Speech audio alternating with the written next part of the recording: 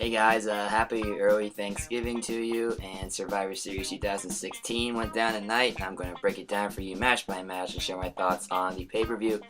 Sorry if you can't hear me very well because of my voice. I was at the Bengals game today, witnessed the death of their season at the hands of the Buffalo Bills, and the two final coffin nails for the Bengals this year was a torn hamstring to AJ Green, and then recently, I got an alert on my phone as soon as Survivor Series ended. Giovanni Bernard, one of the star running backs, tore his ACL. So star running back Giovanni Bernard done for the year. Star wideout for the Bengals AJ Green, the best wide receiver in the league today, done with a torn hamstring. So Bengals are done, but Survivor Series went down tonight.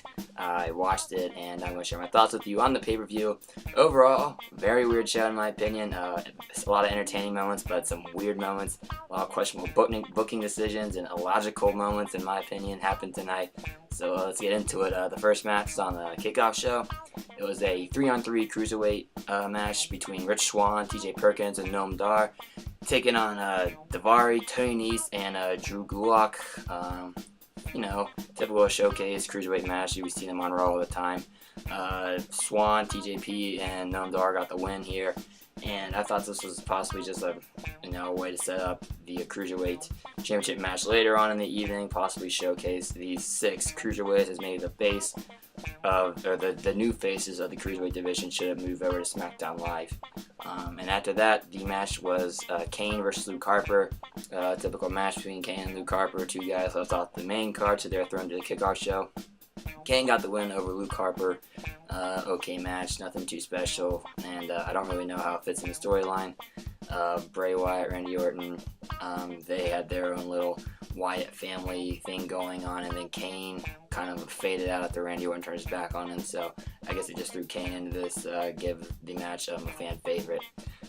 Following that, it was the Team Raw women versus the Team SmackDown Live women. The match itself was okay. There were some weird spots, some good spots. Becky Lynch looked like a star in this match. She was the last remaining SmackDown woman competitor, and she eliminated Nia Jax for making her tap out. That was possibly the biggest elimination of the match.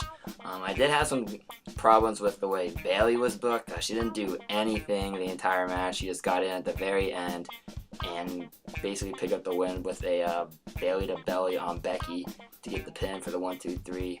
And she basically gets all the credit despite only being in the match for basically 5 minutes. So very questionable to have Bayley, the most popular woman wrestler on Raw, only in the match for like 5 minutes. And then after the match, Charlotte attacked Bayley. They are the last 2 women for Team Raw, but Charlotte attacked Bayley, so obviously this is going to set up a program between the two. And I definitely see Bayley dethroning Charlotte, and then Bayley and Sasha Banks clashing heads going forward. Following that, was the Intercontinental Championship match between The Miz and Sami Zayn. I thought going into this, Zayn had a really good shot at winning. The match itself was really good. It was picking up steam, and then WWE had to be WWE and throw in a curveball ending that was really dumb in my opinion. They had Maurice ring the bell when Sami Zayn had a submission hold on Miz. Zayn thinks he wins. The referee says no. So Miz comes over, rolls up Zayn for the pin, and retains the Intercontinental Championship thanks to a bell interference from Maurice. Really dumb. It could lead to possibly Zayn coming over to SmackDown full time, or it could just be something Zayn builds off of on Raw, perhaps losing this momentum in this Intercontinental Championship match, and then Miz and Ziggler can continue their feud on SmackDown. Because Ziggler was not featured on the Survivor Series card at all, not on the kickoff show in a match, and not on the main card. So if this win does mean that Miz and Ziggler are going to continue, I mean, I guess it's okay. I feel like this storyline has been played out, especially with Ziggler. I mean, he wins and he loses, he wins and he loses, and he just lost the Intercontinental title. So I really have no idea what they're going to do here. I thought for sure Zayn was going to win and maybe bring the title to Raw, or Daniel Bryan would make like a blockbuster trade and somehow get Zayn and Intercontinental Championship back to SmackDown. Was not the case. Maurice interfered, and The Miz retains the Intercontinental Championship. Following that, it was the tag team elimination match with the Team Raw tag teams taking on the Team SmackDown tag teams. Very fun match. Really cool, really fast paced, a lot of energy. The only downside was that Breezango, I mean, I feel like they could get over with this fashion cop gimmick, but they were the first ones eliminated right off the bat. And then, but the real star of this match was Cesaro. He looked great, pulling off the 619, had the Cesaro swing going, and he eliminated, it was either Jimmy or Jey Uso with a sharpshooter at the very end to give Team Raw the win. The Usos, though, they look really good too, and they, being the last team for the SmackDown team, they have a legitimate claim for Rhino and Heath Slayer's Tag Team Championships. So I think they will use the fact that they're the last remaining SmackDown team to their advantage, challenge Rhino and Slayer for the tag team titles, and take those titles. And then with Cesaro and Sheamus being the last Raw tag team, they were rewarded with a Raw Tag Team Championship match against the New Day. And New Day, the reigning Raw Tag Team champs, for the first Raw Tag Team eliminated from the match. So it should be interesting to see what happens with Sheamus and Cesaro taking on the New Day for those tag team titles. Following that, it was the Cruiserweight Championship match between Brian Kendrick and Kalisto. This match was really good in my opinion. A lot of cool spots. The moves were really cool. I mean, it's a Cruiserweight match, so there's some high-flying, high-risk moves involved, and I'm a fan of that. But the crowd was just dead for it. They couldn't care less. And it seemed like just as the match was like picking up steam, it looked like Kalisto was actually going to win, take the cruiserweights and take the cruiserweight title and the cruiserweight division with him to SmackDown Live.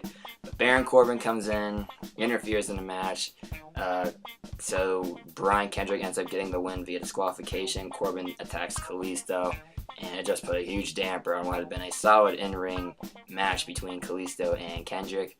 I do not like the decision to have Corbin interfere in the Cruiserweight title match, especially after we had a funky finish to the Miz and Sami Zayn match for the Intercontinental title.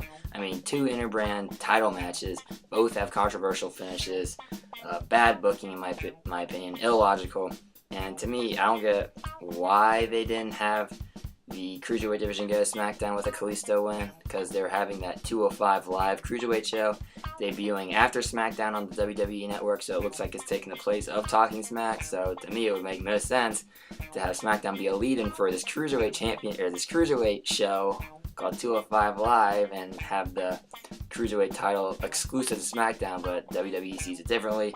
So Brian Kendrick picks up the win thanks to a Baron Corbin interference on Kalisto. So it looks like Kalisto and Corbin are going to continue their feud, and Kendrick and the rest of the Cruiserweights are going to stay on Raw. And just the fact that Kalisto, one of the most popular Cruiserweights on the roster before the brand split, is on SmackDown and not with the rest of the Cruiserweights still baffles me to this day. After that, it was Team SmackDown versus Team Raw in the traditional 5-on-5 men's Survivor Series elimination match. Match of the night, in my opinion. I think it went over an hour. Just solid in-ring action, but it was, as good as it was also very weird. There was a lot of illogical moments, very painful looking moments, and then there are a lot of cool moments as well. So some of the illogical stuff, there would be times where the ref would be counting because all the competitors were on the outside, but then there were times where he wasn't counting, so like the count out rule kind of would appear then disappear. And then there are times when the disqualification rule came in, like when Kevin Owens hit Chris Jericho Kevin Owens hit I forget who he hit with the list of Jericho. It might have been Shane McMahon or Randy Orton or somebody. He hit somebody with Chris Jericho's list, and so he's eliminated via disqualification. But when Ellsworth interferes on Braun Strowman, and when Dean Ambrose comes back out and attacks AJ Styles, and the Shield reunion with him, Rollins, and Reigns, which they put AJ Styles to the announce table, that didn't result in disqualification or anything. There was no count-out rule for that segment or that part of the match. So there's a huge lack of logic and consistency in this match, but there are a ton of cool spots. Shane O'Mac going from the top rope to the announce table to put Braun Strowman, I think it was Braun Strowman, through the announce table. Of course, the Shield reunion, which is awesome, my favorite part of the match. And then there is a devastating looking spear to Shane McMahon. He had Reigns, and on one turnbuckle, he would climb the other, was going for that coast to coast. Reigns pops up, drills him with a spear. It looks like Reigns lands, spiked himself on his head. Shane McMahon hit the mat really hard. The ref was counting to 3, but then stopped. Shane McMahon's shoulder was up, but he had the look that lights are on but nobody's home. So a lot of confusion at that part. The ref was looking at Shane, I guess checking on him, and it looked like Shane couldn't continue. The announcer just said Shane McMahon had been eliminated and saved by pinfall, or if he was unable to compete. But yeah, a lot of cool moments, a lot of illogical moments, lack of consistency, and in the end, Bray Wyatt last eliminated Roman Reigns to pick up the win for Team SmackDown in what was the match of the night. Goes over an hour long, all these storylines were intertwined, and for the most part, it was very entertaining. Following that, it was the 12-year grudge match, Brock Lesnar versus Goldberg 2, and my God, was this I don't know if it was a disappointment or just like an exciting, I guess like years later, people are going to look back and be like, why did WWE do this? So, Brock Lesnar versus Goldberg, Beast versus Beast, round 2, their last clash at WrestleMania 20. Lesnar makes his way to the ring. Goldberg makes his way to the ring. Lesnar pushes Goldberg into a turnbuckle. Goldberg just shoves Lesnar to the ground, spears him again, hits a jackhammer. That's it. Goldberg pins Lesnar in 1 minute and 25 seconds. WWE had been hyping this match as fantasy warfare comes to life, video games becoming real, and it seemed just like that. It was like Goldberg had already had 3 finishers stored and just unleashed them all on Lesnar at the beginning of the match, and he just steamrolled Lesnar in 1 minute and 25 seconds, and I was stunned.